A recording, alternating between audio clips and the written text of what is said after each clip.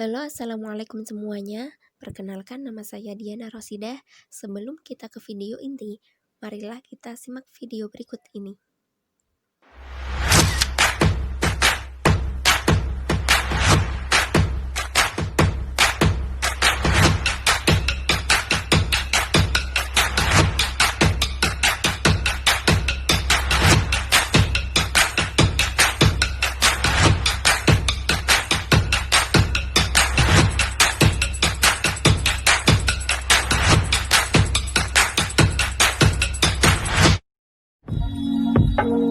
Assalamualaikum warahmatullahi wabarakatuh.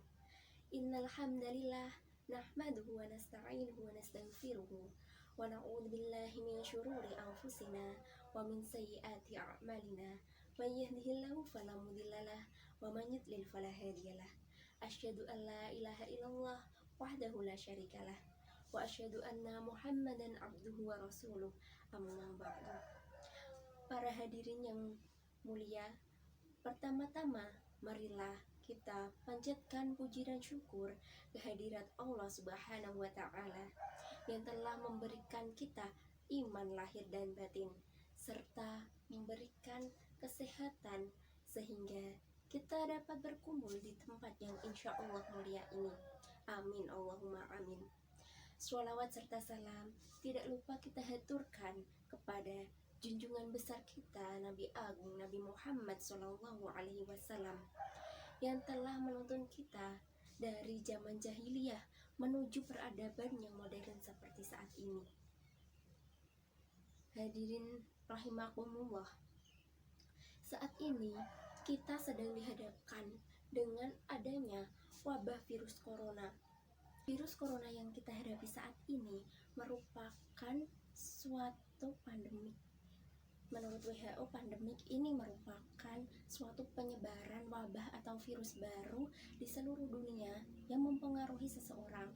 Sedangkan dalam laman CDC, virus ini merupakan pandemik sebagai epidemik yang dapat mempengaruhi seseorang yang memiliki imunitas yang tidak baik. Masifnya penyebaran wabah virus corona ini mengakibatkan beberapa wilayah telah melaksanakan lockdown. Wabah virus corona ini termasuk ke dalam bencana non-alam. Dalam perspektif Islam, bencana dapat dimaknai sebagai suatu musibah yang pasti terjadi kepada siapa saja, kapan saja, dan di mana saja. Allah Subhanahu wa Ta'ala telah berfirman dalam surah Al-Baqarah ayat 155 yang berbunyi, Bismillahirrahmanirrahim. Walanabluwannakum bisyai'in minal khawfi wa ju'in wa naqsin minal amwali wal anfusi wat thamarat wa basyiris sabirin. Artinya, dan sungguh kami akan berikan cobaan kepadamu dengan sedikit ketakutan, kelaparan, kekurangan harta, jiwa, dan buah-buahan. Dan berikanlah kabar gembira kepada orang-orang yang sabar. Hadirin rahimakumullah, dalam ayat tersebut menjelaskan bahwa musibah pasti akan terjadi kepada manusia. Namun, kapan dan di mana musibah itu terjadi, manusia tidak mengetahuinya. Hanya Allah saja yang mengetahui. Dengan adanya musibah tersebut, dapat kita jadikan sebagai pembelajaran untuk menjadi lebih baik lagi. Allah Subhanahu wa Ta'ala telah berfirman dalam surah Al-Anfal ayat 53 yang berbunyi, Bismillahirrahmanirrahim. Dzalika bi anna Allah lam yakum mughayyiran ni'matan an'amaha 'ala qaumin hatta yughayyiru ma bi anfusihim wa anna Allaha samii'un 'aliim. Hadirin rahimakumullah, meskipun penanganan wabah virus corona ini menjadi otoritas pemerintah, namun kita sebagai warga masyarakat tidak seharusnya masa bodoh. Kita juga harus memiliki rasa simpati dan empati. Yang kedua yaitu mengisolasi diri dan menahan untuk tidak bertemu dengan orang banyak. Nabi Muhammad SAW pernah bersabda, apabila terjadi wabah di suatu wilayah, maka janganlah kalian memasukinya. Dan apabila terjadi wabah di wilayah kalian, maka janganlah tinggalkan tempat tersebut.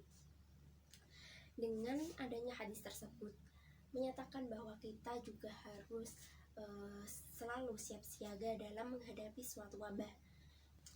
Nah, dalam suatu hadis riwayat Imam Bukhari menyatakan bahwa Umar melaksanakan perjalanan menuju Syam. Setelah sampai di wilayah bernama Sal, dia mendapatkan berita bahwa di wilayah Syam telah terjadi suatu wabah. Lalu Abdurrahman bin Auf mengatakan kepada Umar bahwa Nabi Muhammad SAW pernah bersabda bahwa apabila terjadi wabah di suatu wilayah, maka janganlah kalian mendatanginya, dan apabila terjadi wabah di wilayah kalian, maka janganlah tinggalkan tempat tersebut. Lalu Umar memutuskan untuk kembali ke Madinah. Namun keputusan Umar ini sempat disangsikan oleh Abu Ubaidah bin Jarrah. Abu Ubaidah bin Jarrah ini merupakan pimpinan rombongan yang dibawa oleh Umar. Abu Ubaidah bin Jarrah menyatakan bahwa apabila Umar kembali ke Madinah, maka dia akan melanggar perintah Allah. Namun Umar menjawabnya, saya tidak melanggar perintah Allah, namun menjemput ketentuan Allah yang lain. Abdurrahman bin Auf menguatkan keputusan Umar tersebut untuk kembali ke Madinah. Selain itu, kita juga dianjurkan untuk hidup bersih dengan selalu mencuci tangan atau menggunakan hand sanitizer, memakai masker, dan menjaga jarak ketika harus berhadapan dengan orang. Sebenarnya dalam Islam telah banyak menganjurkan untuk hidup bersih. Salah satunya yaitu firman Allah yang terdapat dalam surah Al-Baqarah ayat 122 yang berbunyi, Bismillahirrahmanirrahim, Innallaha yuhibbut tawwabina wa yuhibbul mutatahhirin. Yang ketiga yaitu saling menguatkan dan saling tolong menolong.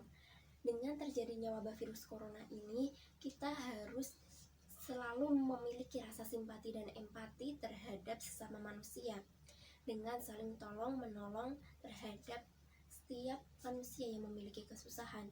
Bukannya malah kita harus masa bodoh dengan apa yang terjadi kepada sesama manusia.